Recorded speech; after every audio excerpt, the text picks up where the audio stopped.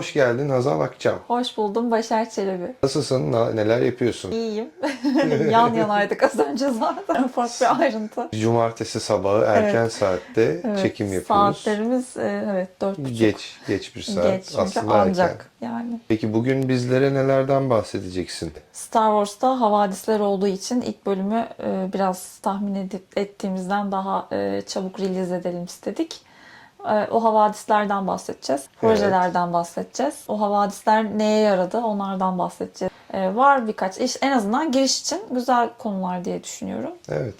Daha sonra daha ayrıntılı daldığımız videolarla da Bir şekilde gerekiyordu zaten. Biz de ne zamandır bunu yapmayı istiyorduk. O yüzden bizim için çok önemli olan Star Wars evreniyle alakalı içimizi dökeceğimiz ve bir takım nerdik analizlerimizi yapacağımız güzel programlar olmasını umut ediyoruz. Evet.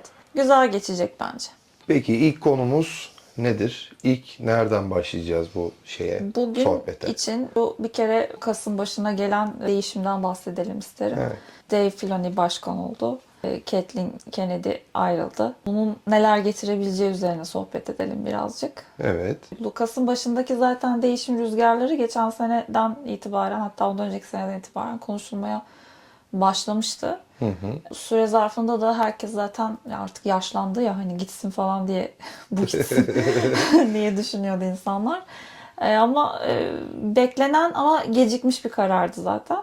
Filoni ama artık resmi olarak başkan sıfatıyla Lucas'ın başında. Ama beraber yönettiği biri daha var, Lin-Manuel Miranda diye.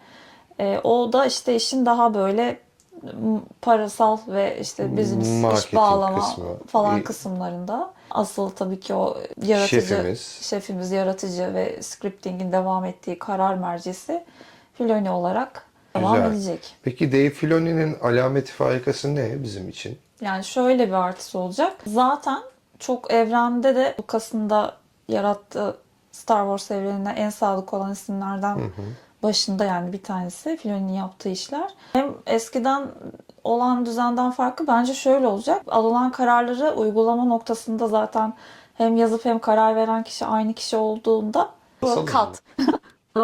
Ekranımız geldi. Evet.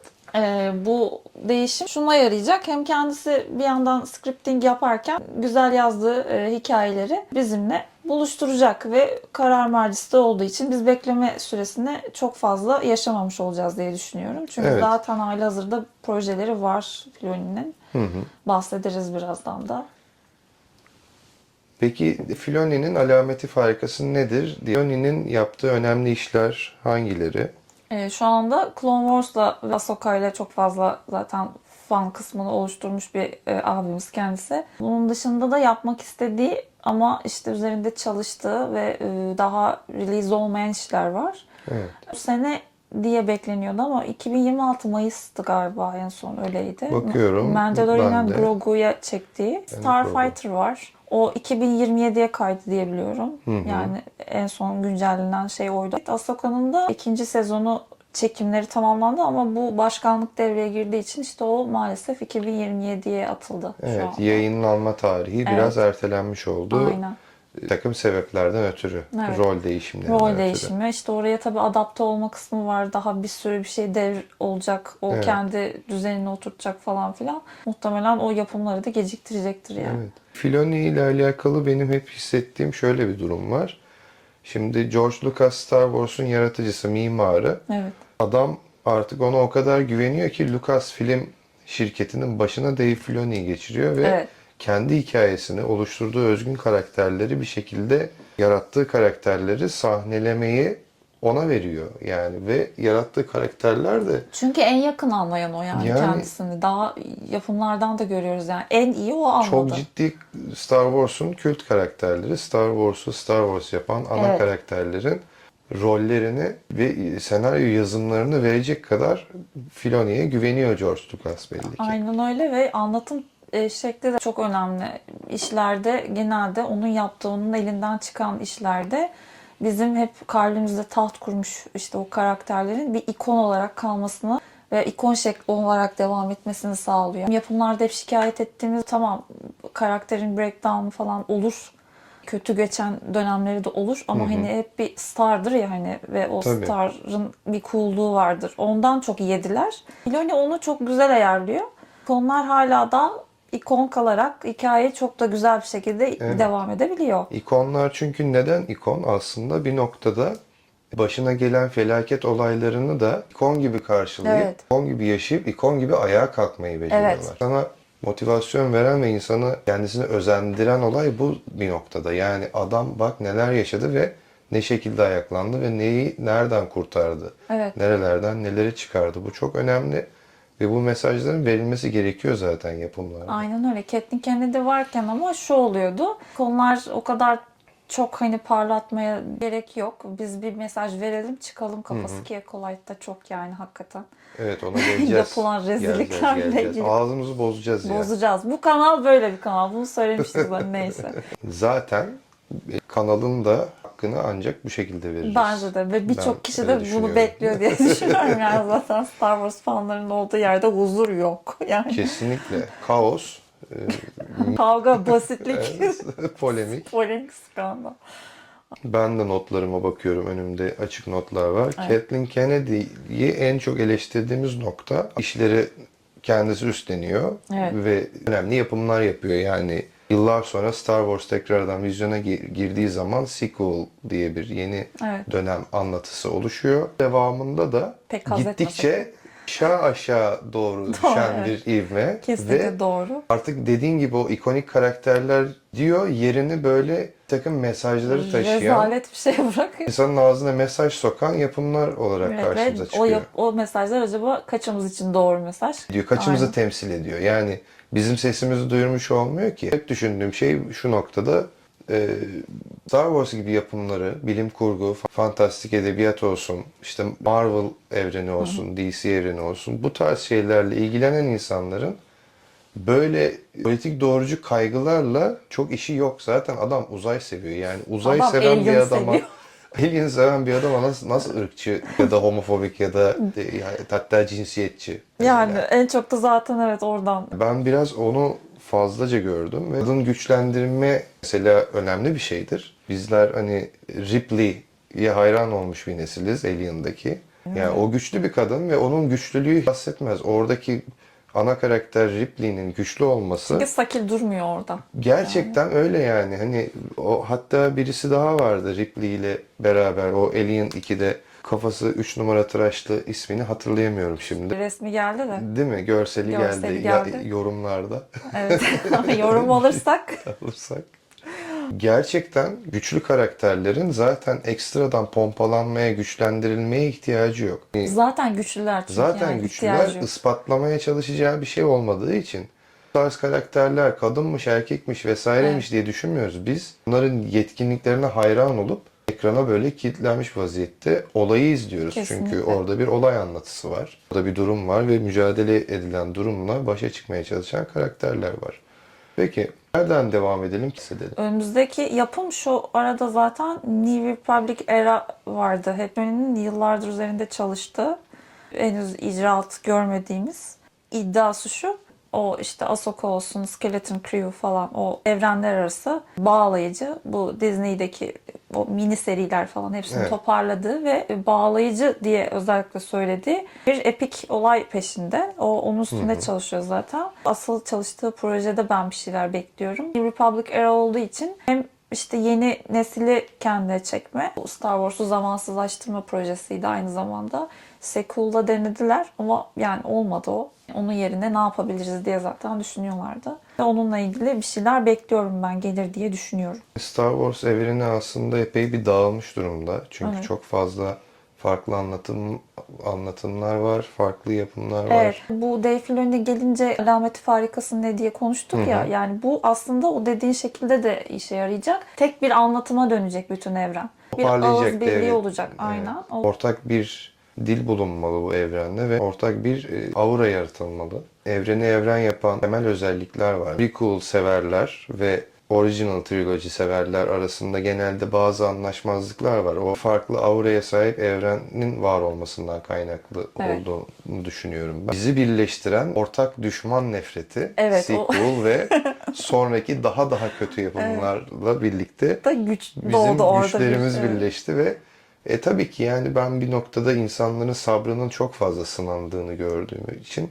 evrenin tekrardan toparlanması ve yeni ortak bir dil bulması ve aynı şekilde tazelenmesi benim de mutlu olduğum bir gelişme olacaktır. Bu konuda da Dave Filoni'ye ben de güveniyorum. Evet. Hatta bu New Republic erayı ben şey diye bile düşünüyorum. Yani New Saga bildiğin. Yeni bir saga yaratıyor Tabii, değil tabii. mi? İkon karakterlerden bahsedelim. Mesela Ahsoka var, başka. Boba Fett'le ilgili bir şeyler yapabilir. Bunları Mandalorian'ı falan bağlar birbirine herhalde.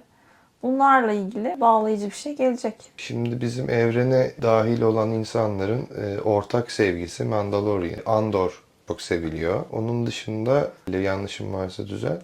New Republic dönemine yakın bir şey. Yani artık Vader'la savaşılan ve yenilmesinden sonra Evet. yenilenme çabaları, yeni bir güç peşinde. Güç dediğim Force bu arada. Force'un devam ettirilmesi ve daha light bir evrene dönülme Force'un yolundaki şekil adımlar. değiştirmesi, değişik bir şekilde ele alınması. Update'ler aslında bu kadar. Birazcık da Clone Wars'a bakalım. Filoni'nin sahneye çıktığı ilk yapım Clone Wars diye biliyorum ben. Doğru mu? Dave Filoni senaryo yazımı olarak ama ondan önce advice alıyorlar zaten. Lucas'ın çok güvendiği bir isim olduğu için çevresinden. Ya işte Lucas'tan sonra gelecek isim diye bekliyorlardı. O gitti tabii Disney'e sattı. O arada bayağı bir küfür yedi falan filan ama zaten o da sıkılmıştı gerçi. Yani bıktım artık falan diye dolaşıyordu, o ayrı da. Her zaman fikir alışverişi yaptıkları bir isimdi zaten o. Evet. Ama hani kendini gösterdiği evren yaratacağı alanları Clone Wars Evet. ve işte oradaki o yarattığı canım tatlış Ahsoka karakterim. Evet, Çok ben seviyorum. Star Wars ne original trilogy ne prequel. Ben Clone Clone Wars'un Wars'un, evet. yolundan gidiyorum Aynen. ben. Çünkü orada çok güzel bir Anakin izliyoruz yani. Sezonlarca. Bunları hep ilerleyen bölümlerde konuşacağız. Konuşacağız. Clone Wars analizi hem karakter analizleri yapacağız. Takipte kalın arkadaşlar. Clone Wars neden güzel ve hadi onunla kıyaslayacağımız en insanların sevmeyeceği Acolyte yapımı neden? Ya ben kolay Neden konuşmayayım, rezil? kanal açılmadan kapanır herhalde diye. Mesela bir hayal kırıklıklarımızdan bir tanesi. Biz böyle sanki daha R-rated bir Star Wars evreni göreceğiz Evet, gibi düşünüyorduk. aynen Çünkü öyleydi. Dark Side of the Force'a biraz atıfta bulunan ve biraz da karanlık tarafı anlatan bir yapım olacağını tahmin Yani şey ediyorum. dediler, Vader'dan sonraki en güzel villainları göreceksiniz dediler. Gelen Çok güzel gördük valla. Ne kadar gördük. güzel birini gördük. Buraya şey koyabilir miyiz acaba? Ben mesela bir takım dans hareketleri versem ellerimle. Sen onu... Evet, böyle lanse edildi dediğin gibi Evet. ve nasıl öyle olmadı? İnsanları çok güzel Ayakta evet, sırtını insanları tongaya sıvazlıyorlar. düşürdüler. Ayakta takla attırdılar. Gerçekten öyle ama yani şöyle bir fikrim de var benim. Acolyte bence ilk yazıldığında çok bambaşka bir şey de olmuş olabilir. Evet, Yani ona yani bence sonradan çok acayip ellere geçti o ve kesinlikle. bu hale geldi diye düşünüyorum. Çünkü yani ne izledik biz? Üçüncü bölümde dedim ki bana hiç kimse hiçbir güç, ben buna devam etmeyeceğim dedim. Ya bu rezillik, bir rezillik yaşanıyor ve ben daha fazla rezil etmeyeceğim deyip Ben bırakmıştım. biraz daha sabredip izlemeye Hayır, çalıştım. etmiyorum. Göreceğimi Bir yerde gördüm ben. ben de artık dedim ki screw this shit dedim yani artık. Gerçekten. Hatta yani o kadar kepazelikti ki Star Wars kendi markası bile duramayıp ilk işte benim o küfür edip kriz geçirdiğim 3. bölüm dönemine denk geliyor. Bu hani merch yapıyorlar bilmem ne falan, satışa sunuyorlar falan ya, Hı hı. marketing için falan. Bütün elementleri geri çektiler falan. Bir gecede. O hakikaten büyük fiyasko ya. Sadece ben delirmemişim demek ki. Biraz daha Clone Wars'u yüceltelim. Mesela Star Wars yapımları genelde PG-13, 13 yaş üzeri izleyiciye uygun. R-rated yani 16 yaş üzeri değil. O yüzden hani yapımlarda çok kan revan görmüyoruz. Görmüyoruz. Kan akışı görmesek de gerçekten kanımızı donduran epey bir Tabii. sert bir yapım izliyoruz yani, çocuk yapımı değil. Değil asla. Biz kan görmememize rağmen neden bu hikayeleri çok sahici buluyoruz? Sertlik iddiası olan bir yapımda da neden o yapıma götümüzle gülüyoruz biraz? Çünkü işte orada Kathleen Kennedy'nin küfür yediği yer zaten orası. Bence zaten Acolyte bir yapım değil. Herkes biseksüel olabilir. Herkes işte seksistlik yapıldığını söylüyorlardı.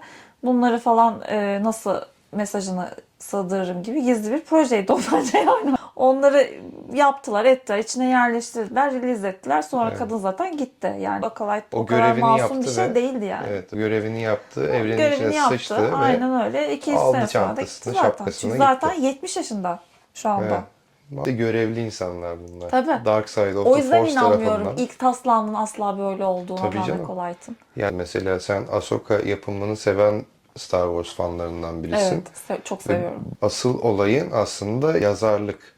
Senaryo yazarlığı Tabii. ve o yazarlığın Scripting.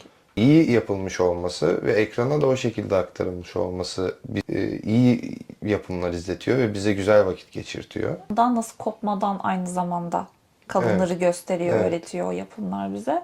Yaratıcı olayım derken de iyice hani sıçmıyor da evrenin yani. Tabii. Değerli olan şey o. Belirli başlı saygı duyması gereken şeyler var yazan kişinin. Bunlar Aynen öyle. tabu. Bunlara dokunduğunuz zaman zaten yer yerinden oynuyor. Bütün Star Wars fanları zaten saatli bomba gibi bir evrene hizmet ediyorsun. Sen hayırdır yani hani böyle abuk sabuk şeyler entegre etmek her zaman hoş olmuyor. İşte böyle gidersin Kathleen Kennedy. Yani zaten Sonra- 100 yıldır evet olsa iyi işler yapmadı mı o kadar uzun sene ben de o bir şeyin başında olsam yanlışlıkla ben de doğru işler yaparım yani evet. Obi-Wan Kenobi dizisini yapan Kathleen Kennedy'ydi değil mi? Kathleen Kennedy onay verdi işte o dönem era olarak onun dönemi. Mesela Obi-Wan Kenobi dizisiyle alakalı fazla ayrıksı düşünce Ben var. Obi-Wan'ı çok beğenmiştim ama tabii sonradan yapılan eleştirileri anlıyorum. Çok uzun bir hype'tan sonra biz onu izleme şansı edindik. Yani çekim şeklinden olsun, kullanılan ışık görsel açıdan falan çok eleştirildi. İnsanlar birazcık daha lightsaber fight istiyorlardı. Ama zaten şunu unutarak ya orada hem katılıyorum hem katılmadığım şeyler var. Yani o insanlar zaten belirli yaşa gelmiş bir insanlar ve çok güzel bir baz olduğu için geri dönebildiler. Hayden'ın da Yu'nun da bayağı onlar yarattı zaten. Biz en güzel figürleri onlarda gördük. Evet. Adamlar 50 küsur yaşlarındaydı geri döndüklerinde ve hayvan gibi çalıştılar. Beni en çok o etkiledi. Yani yaş çok önemli bir şey o figürleri yapmak için. Gene de hiç hızlandırma tekniği kullanmadan falan çekildi o lightsaber'lar dövüş kısımları. O yüzden ben orada şey yapamıyorum. Biz bunu görmek mi yoksa hiç görmemek mi? Tabii ki görmek yani. Her zaman görmek büyüktür hepsi yani. Nasıl olduysa oldu. O yüzden saygı duyuyorum ama kamera çok titrek almış işte ışık bilmem neymiş falan gibi eleştiriler de yedi. Burada benim gördüğüm zaten karakterlerin varlığı diziyi tutunmamızı sağlayan etkenler oluyor. Biz bu Evet. sayede bardağın dolu tarafını görmüş oluyoruz. Obi-Wan Kenobi gibi bir karakterin çok böyle salak durumlara düştüğü yerler de var. Polis çevirmesine takılıyorlar. Hatırlıyor Evet, musun o sahneyi? hatırlıyorum. Aha. Orada Obi-Wan Kenobi tam bir Ya yani parasını kaçak satmış şeyleri öyle gibi yani. Ya o kadar değil Leia abi. kurtarıyor yani. Ya şimdi bakma Obi-Wan deyince biz önümüzü ilikler orada ne bileyim o adamın öyle olması Olmamalı zaten diyoruz. insanları şey yapıyor. Ama orijinal hikayeyle ters düşmüyor yani. Onun zaten inzivaya çekilip böyle hani kendi içine hani çekilip böyle hayattan soyutladığı kendini bir erası var. Evet. Bunu nasıl anlattığıyla ilgili sadece insanlar memnun kalmadılar. Evet. Bazı karakterler yazıma o karakter özelliklerine uygun bir şekilde yazılırsa o karakter özelliğine sahip olan insan o hareketi yapmaz diye düşünüyorum ben genel anlamda. Skywalker eğer Clone Wars'taki gibi bir karakter olsaydı ilk yazıldığında Evet. Darkseid'a döndüremezdik. Çünkü orada çok bambaşka bir figür izliyoruz. Çünkü zaten orayı kanırtıp yer açıp bir şey yazmaya yeltendikleri için çakışmalar oluyor ama onlar zaten accepted yani. O yüzden bir şey denmiyor ve iyi bir şey izleyebilme ihtimali olduğu için de baştan kabul ediliyor bazı şeyler. Şuna sığınıyorlar. Ben her zaman söylüyorum. Yani 3'ün ortasıyla sonu arasındaki güya yeri genişleterek oraya hikaye eklediler. Ama orada neyle çatışıyor bu sefer? Madem Ahsoka'sı vardı, Neden ne yaşadı? isyan Evet, etti işte kabul Jedi edilen Council'a? kısım bu. Evet yani. Tabii bir şey o- izlemek istedi insanlar. Evet. Artık oralar bizim sorgu Şeyimize sınırımızı girmiyor. Belki çatışma oluyor. Çok dallı bir proje olduğu için. Biz bugünlük bence giriş Burada- videosu gibi. Evet, Burada bugünlük burada kapatabiliriz. kapatabiliriz. Nerdic Runes izleyicileri şu an sayıca az ama nicelik ve nitelik olarak fazla olduğunuzu tahmin ediyoruz. Fazla olacağınızı da tahmin ediyoruz. Sizlerle beraber bizler de büyüyeceğiz. Büyük bir bahçe ve sonra orman haline geleceğiz. Herkese May the Force be with you diyorum. Görüşmek üzere. Görüşmek üzere.